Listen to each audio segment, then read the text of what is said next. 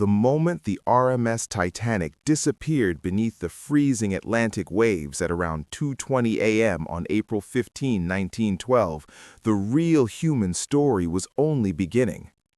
The race through the ice, Carpathia's heroic dash. About 58 miles away, the Cunard liner Carpathia picked up Titanic's desperate distress calls, first CQD, then the new SOS. Captain Arthur Rostry didn't hesitate. He immediately turned his ship toward the coordinates, pushed the engines to maximum over 17 knots, shut off heating to send every bit of steam to the motors, and posted extra lookouts to dodge the deadly icebergs. Carpathia arrived around 4 a.m., roughly 90 minutes after Titanic vanished. For the next 4.5 hours, her crew worked tirelessly in the dark, pulling 705 to 712 survivors from the lifeboats. Many were half-frozen, shocked, and silent. Blankets, hot drinks, and makeshift medical stations awaited them. Carpathia's own passengers helped wherever they could, giving up beds, coats, and food. By 8:30 to 9 a.m., the last boat was emptied.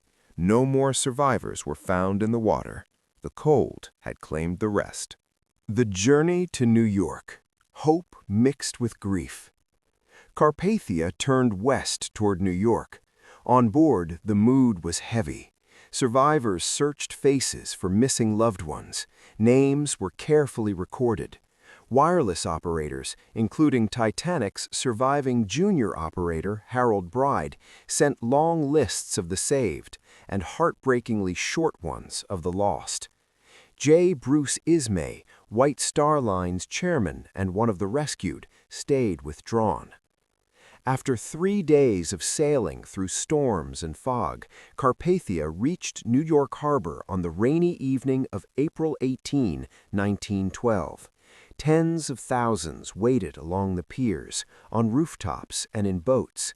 The ship first stopped to offload Titanic's 13 recovered lifeboats at the White Star Pier, the first stark physical proof of the disaster. Then she docked at Cunard's Pier 54. Ambulances, doctors, Red Cross workers, and tearful families lined up. Survivors stepped ashore wrapped in blankets, some limping, others carried. The city fell quiet as reality sank in. Over 1,500 lives gone. Days of chaos and heartbreak. The world wakes up. News had been confusing from the start. Early wireless messages were garbled, incomplete, or overly optimistic, Titanic being towed. Newspapers printed conflicting headlines, some claiming everyone safe, others hinting at disaster. When the truth emerged, shock swept the globe. In Southampton, home to most crew, entire streets fell silent as wage packets never arrived.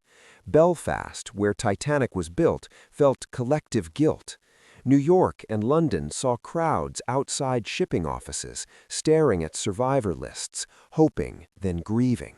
Telegraph systems jammed. Families waited for days, sometimes learning the fate of relatives from newspapers before official cables arrived. The search for the lost. Starting days later, ships like Mackay Bennett sailed to the wreck site with coffins, ice, and embalmers.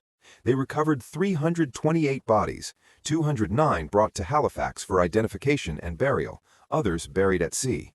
Personal items, rings, watches, letters were carefully cataloged to help families. Investigations that changed everything.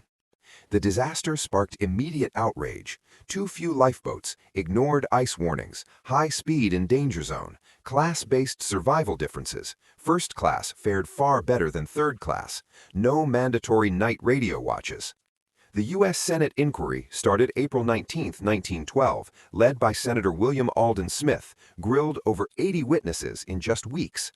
The British Wreck Commissioner's inquiry, May 19, 1912, Lord Mersey, was more technical, lasting longer.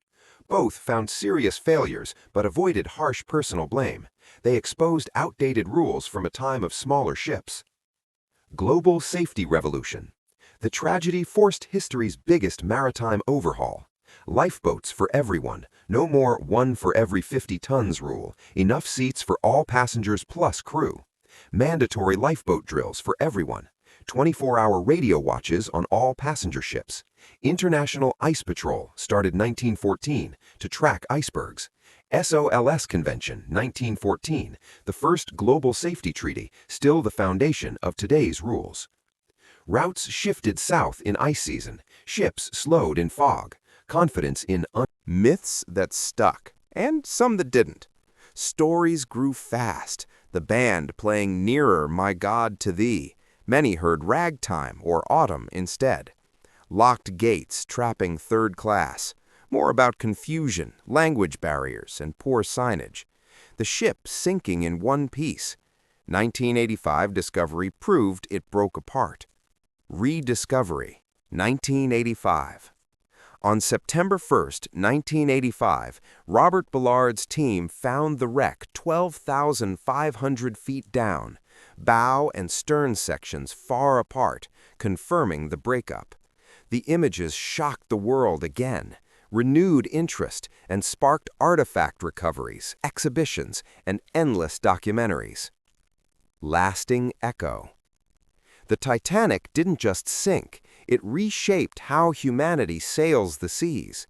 It taught that technology without caution is dangerous, that rules must match the ships we build, and that one night can change laws, lives, and legends forever.